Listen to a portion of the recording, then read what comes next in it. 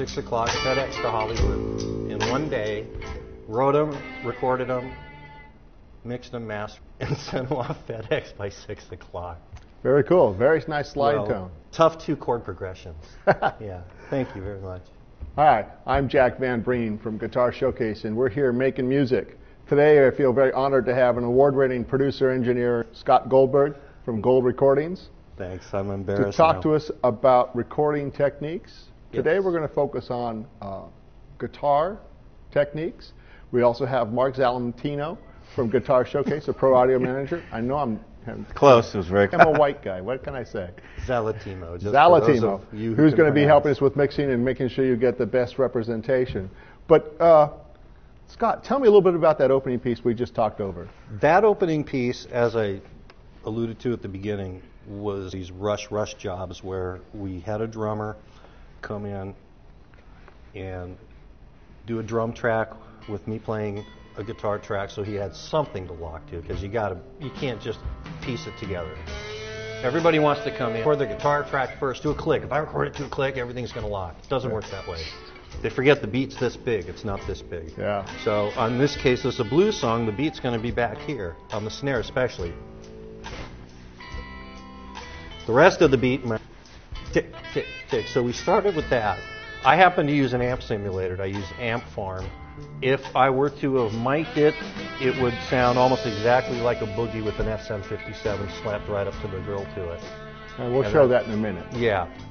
Basically, we did these 3 songs. We did guitar and bass just like that. Then came back, I put my bass, I DI'd it, which just means I directly put it into a preamp, really nice preamp, real warm. Used a nice old 68 jazz bass. Did the bass line. It's all in Pro Tools. My mistakes were easily fixed. And mixed it, threw it onto stereo interleave tracks, and put it in a FedEx box and shipped it down. And where did this end up? It wound up on a movie called Full Clip, starring Busta Rhymes, and it's a B-movie action flick. It's the kind of a shoot 'em up kind of thing. Lionsgate Entertainment picked it up. They were supposed to distribute it throughout the country at several theaters. They wound up selling it mostly on DVD. And there we have the clip. And this is a the little, clip of Full Clip. That's the movie. I wrote and mixed and recorded all the music on it. The music I did not write, I mixed and mastered, because the gentleman who did it he just didn't have the gear for it. Because, there's an old saying in recording, garbage in, garbage out, good stuff in, good stuff out. And don't get me wrong, his stuff wasn't garbage. He just didn't have the gear. Yeah. So we redid some of that stuff.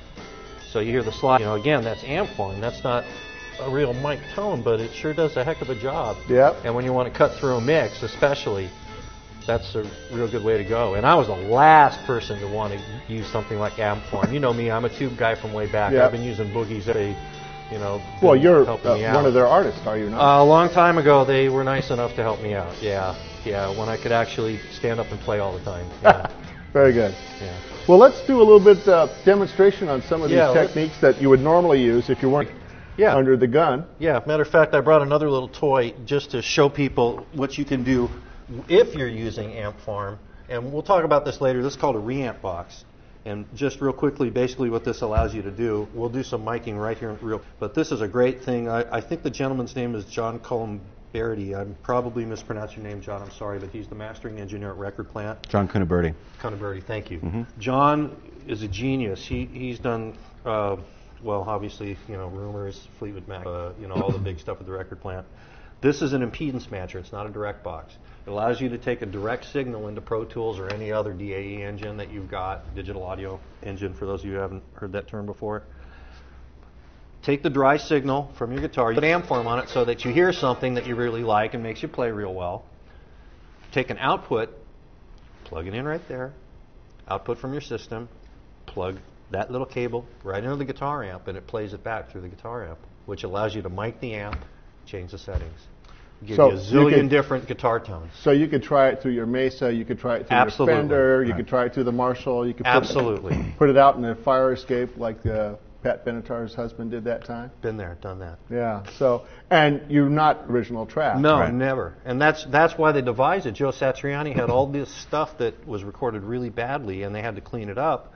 And this was the only way they found they could do it, where they were able to get the dry signal that was recorded into the mobile truck that they were using for the concert.